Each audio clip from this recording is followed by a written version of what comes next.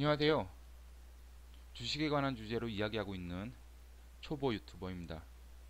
오늘 영상은 리보세라님 1차 OS 목표치 미달로 인해 하한가를 맞고 난 후 그 직후를 시점으로 지금까지 공매도 잔고량이 어떻게 변해왔는지를 살펴보고요. 다음 주 이슈인 삼각합병, 그 다음 주 이슈인 사전 미팅 결과에 대한 공매도 포지션과 관련해서 이야기해 보려고 합니다. 그리고 어제 찌라시 내용하고 오늘 주가 반응이 어땠는지도 간단히 살펴보도록 하겠습니다. 오늘 HLB 종가는 14만 7,800원으로 2.44% 하락 마감하였습니다. 공매도 거래량은 3만 78주로 공매도 거래 대금은 44억이었고요. 매매 비중은 2.28%였습니다. 어제보다는 공매도가 한 10만 주 정도 줄었습니다.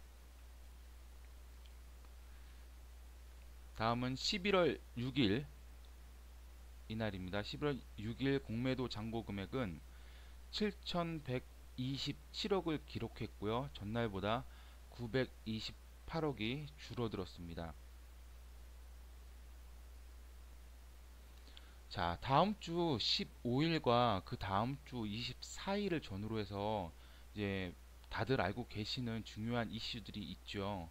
그래서 앞으로 이제 두 주 동안 거래가 어, 어떻게 움직이는지 아주 중요하다고 생각을 하고 있는데요.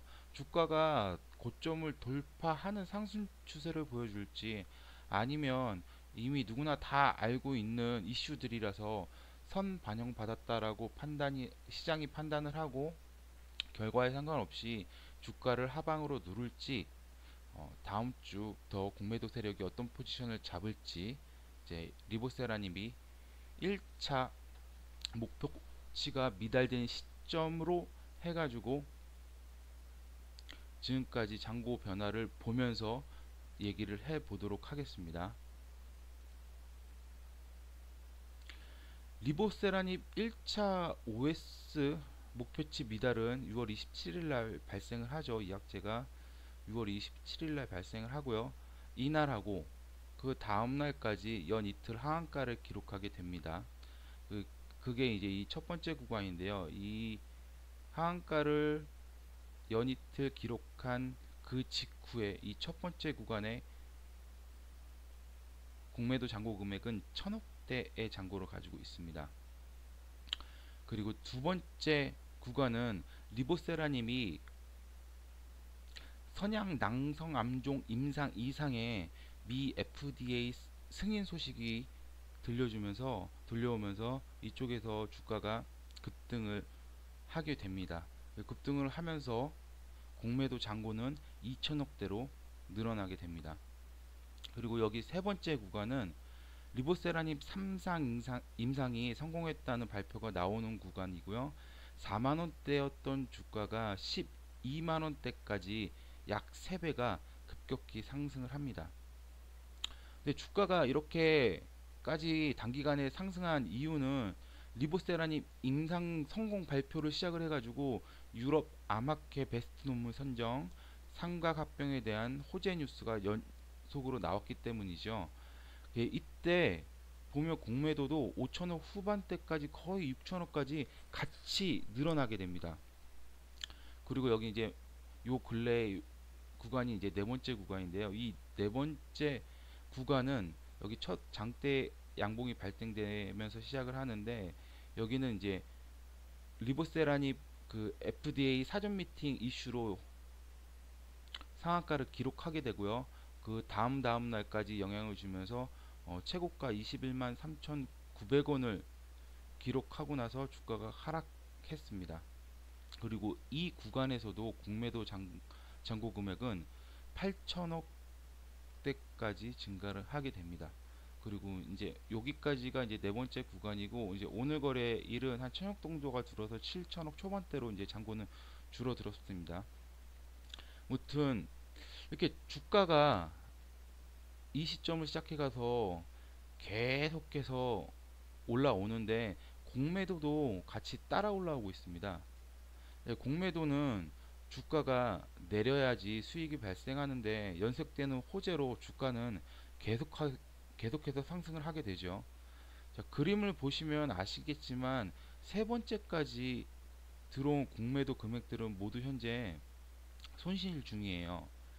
따라서 밑에서 공매도를 친 세력들은 어떻게든 주가를 내려야 손실을 만회할 수 있는데 제 생각에는 11월 합병과 사전 미팅에 대한 결과가 이게 나오게 될 거고 이제 그에 대한 기대감이 여전히 살아 있어서 적어도 이번 달 주가는 12만 원 아래로는 쉽게 내려오지 않을 것 같다고 이제 생각은 하는데 뭐 주가의 움직임은 뭐 향방은 두고 봐야 할 것 같습니다.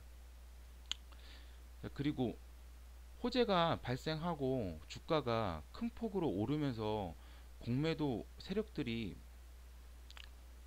왜 이렇게 따라왔냐면은 재료가 노출이 되면 이제 소멸이 되잖아요. 그럼 이게 악재로 이어져서 급등한 주가가 다시 떨어져야 되는데 호재들이 여기서부터 쉬지 않고 터지면서 주가가 눌릴 틈이 없이 상승을 해버렸습니다.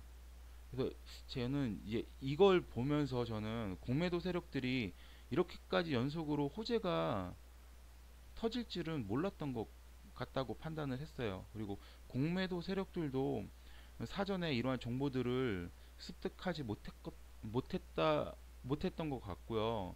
그리고 또 일반적으로 삼상 임상은 성공 확률이 엄청 낮기 때문에 이 공매도 세력들은 이 리보세라닙 신약 개발이 실패할 거라는데 더 무게를 두고서는 공매도를 쳤던 게 아닌가 싶습니다.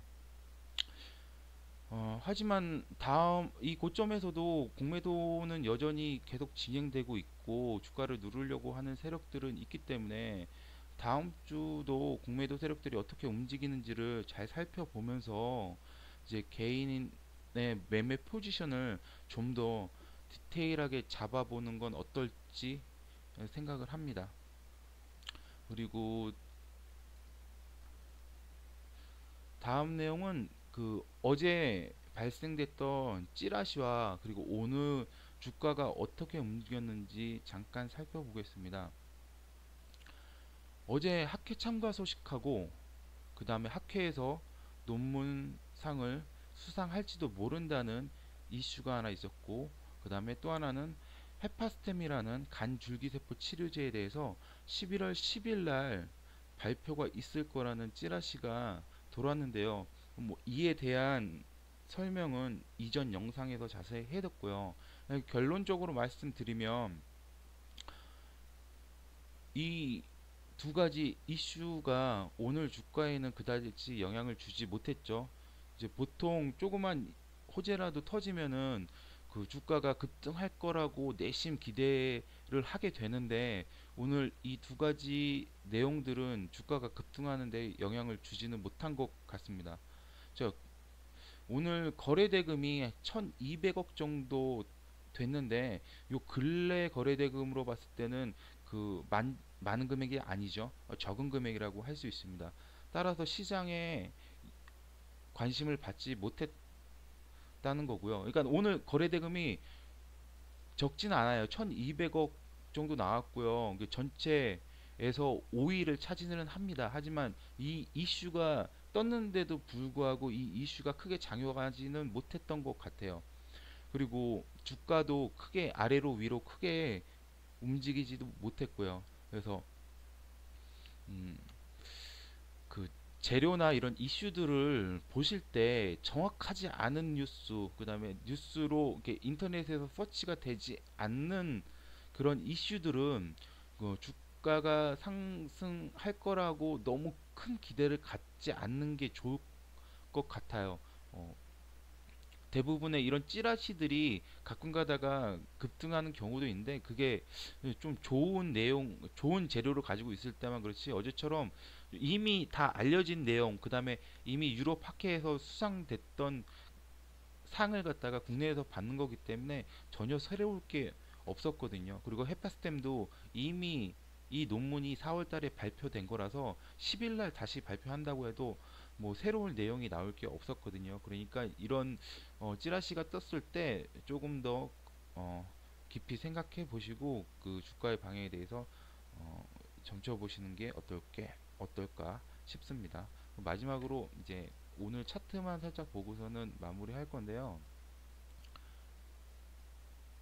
제가 그 지금 잡고 있는 요 저점 12만 5,300원 요 저점을 어저께 이제 터치는 하지 않았지만 여길 갖다가 요 근처에서 상승을 했죠. 그러면서 요 라인 요 저항이었던 구간을 첫 번째 저항 구간을 뚫었습니다. 뚫고서는 저항 구간 위에서 안착을 했는데요. 오늘은 이 저항이 지지자리로 바뀌면서 종가가 이 지지 라인을 딱 밟고선 끝났어요. 그래서 이 다음 주에 주가 흐름은 전체적으로 2주 안에 사전 미팅에 대한 결과가 좋게 나와가지고서는 이 고점을 갖다가 뚫는 흐름을 보여주는지가 되게 중요하다고 생각하거든요. 그래서 이 고점을 뚫으면서 장기적으로 우상향하는 차트를 보여주게 되면 이 공매도 세력들도 여기서 있던 세력들도 마냥 기다리지는 못할 거고 쇼커버닝이 들어올 것도 같습니다. 근데 또 하나 걱정되는 건 여기를 이 구간을 뚫는다 하더라도 일단 사전 미팅 결과가 끝난 다음에 신약이 나오는 건 내년 4분기나 돼야지 나오기 때문에 재료 노출이나 소멸로 인해서 주가가 떨어질 수도 있다라고 하는 우려인데요. 그 중간에 지금 리보세라님이 위암 말고서는 폐암이나 뭐 대장암이나 이런 데도 이제 적용을 해보려고 연구를 한다고 하는데 그런 것들이 중간중간에 껴가지고선 호재로 발생하면 주가가 계속 고점에서 있으면서 공매도 세력들도 이제 이자가 계속 나가니까 쇼커버링이 들어올 거라고 생각하는데요.